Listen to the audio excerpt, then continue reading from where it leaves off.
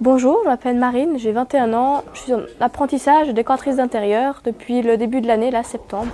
Bonjour, je m'appelle Sarah, j'ai 17 ans, je suis actuellement en seconde année de décoratrice d'intérieur. Bonjour, je m'appelle Jean-Daniel, je suis tapissier décorateur à Genève. C'est une profession qui est très vaste, en fait, vous avez de tout, vous pouvez travailler le tissu, vous savez recouvrir des meubles, c'est travailler sur un ensemble avec des gens qui veulent refaire leur intérieur. Décoratrice d'intérieur, c'est plusieurs choses à la fois parce qu'on ne fait pas qu'une seule chose. Enfin, comment dire, on rembourre les sièges, on remet le tissu, on refait la garniture qui est à l'intérieur, mais on pose aussi de la moquette de différentes façons. Il y a aussi la pose de rideaux et la tenture murale. J'ai fait des études, j'ai eu ma maturité, j'ai fait l'année d'HES en radiologie, mais le métier manuel m'a attiré en fait. Le fait que ce soit manuel et de travailler avec des gens qui ont envie de refaire leur intérieur, donc qui sont de bonne humeur, qui ont envie de partager, qui nous utilisent pour améliorer peut-être leur quotidien, peut-être pour créer quelque chose de nouveau. Donc c'est des gens qui en général qui ont le plaisir de venir nous voir. J'ai été amenée à découvrir en fait ce métier parce qu'en fait j'aimais beaucoup la décoration, tout ça. Et donc je me suis renseignée et j'ai fait un jour ici, je suis venue un jour découvrir ce métier. Et en fait j'ai été surprise parce qu'en fait c'est pas du tout à ce que je m'attendais. Parce que moi je croyais vraiment que c'était vraiment comme dans Déco sur M6 et puis pas du tout en fait. Et en fait j'ai beaucoup aimé, c'est un travail très manuel donc ça m'a beaucoup plu et ça me plaît toujours autant maintenant donc j'en suis très contente. Ce qu'on apporte est très concret. Quand on arrive chez un client, qu'on pose un tapis, qu'on livre une paire de rideaux, qu'on installe des rideaux, c'est tout de suite très voyant et puis ça dégage une grande chaleur dans l'appartement, un bien-être et puis bien sûr au niveau décoratif, parfois des choses très intéressantes, assez surprenantes. Il faut un petit peu oser les couleurs pour arriver à faire passer une certaine idée de notre métier.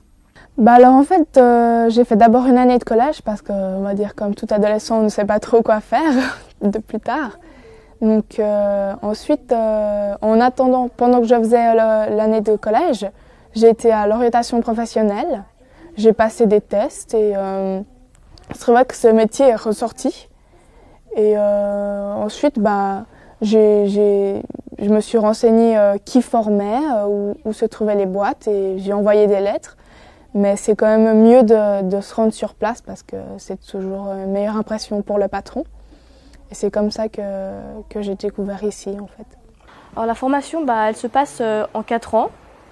C'est une semaine en entreprise. Et sur cette semaine, il y a un jour où on va aller à l'école en fait pour apprendre tout ce qui est théorie.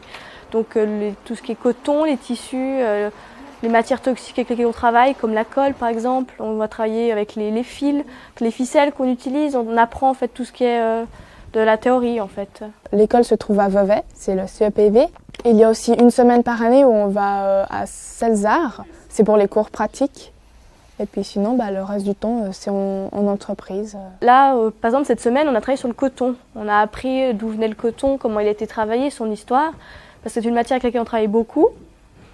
On a des cours de dessin technique aussi beaucoup, parce que c'est une profession, on doit parfois dessiner pour représenter par exemple une pièce à un client ou n'importe, pour qu'il se rende compte peut-être de ce qu'on va lui créer.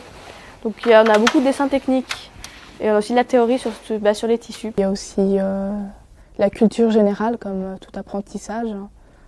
Et puis la technologie aussi, qu'est-ce qu'il faut faire, qu'est-ce qu'il ne faut pas faire justement pour se mettre en danger dans l'apprentissage, au métier, par rapport au métier. Surtout au début, c'est bien entendu d'arriver à acquérir la main, je dirais, qui est nécessaire pour arriver à faire une garniture, si on prend l'exemple des garnitures de siège, une garniture qui soit conforme à ce qu'on veut.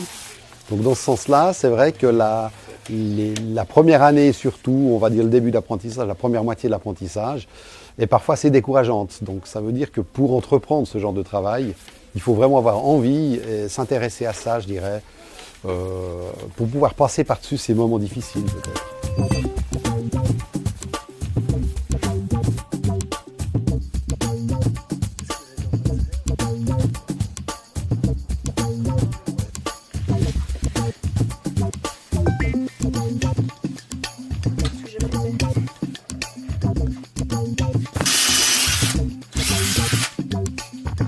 Ce qui me plaît dans cette formation, c'est le fait de bouger en fait. Donc dans ce que j'entends par bouger, c'est qu'en fait on a une partie qui se passe en atelier. Donc on va faire les meubles, on va travailler les tissus, préparer des banquettes par exemple pour un salon de coiffure par exemple. Et après il y a le métier où on est dehors, donc on va voir les clients, on va discuter avec eux de ce qu'ils veulent et par exemple aussi proposer des rideaux, des moquettes, des tentures murales, tout ce qui est le côté extérieur du magasin en fait, où on va chez le client.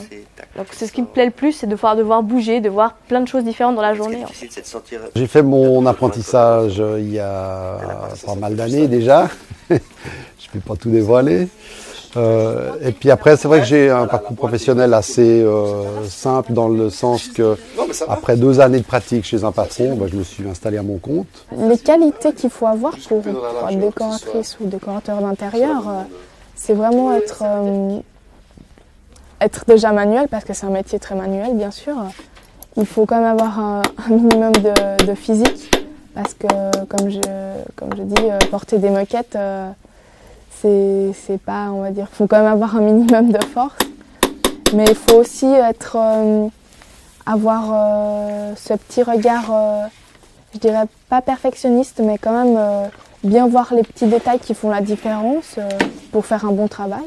Donc, quand on a des candidats qui se présentent, en général on les prend en stage. On fait une semaine avec eux pour voir déjà leurs aptitudes un petit peu quand même. On se rend quand même compte, même en une semaine, s'il y a des aptitudes ou pas. Et puis surtout l'envie. Pour moi c'est le plus important, c'est l'envie, la motivation.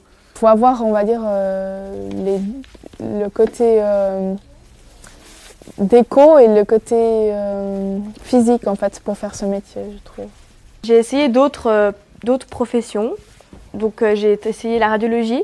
Ça me plaisait, mais c'était pas, je me voyais pas faire ça toute ma vie, alors que là j'espère que ça va me plaire encore longtemps et c'est l'impression que ça me donne. Et le matin quand je me lève, j'ai envie d'aller travailler, j'ai le plaisir d'être la journée au travail.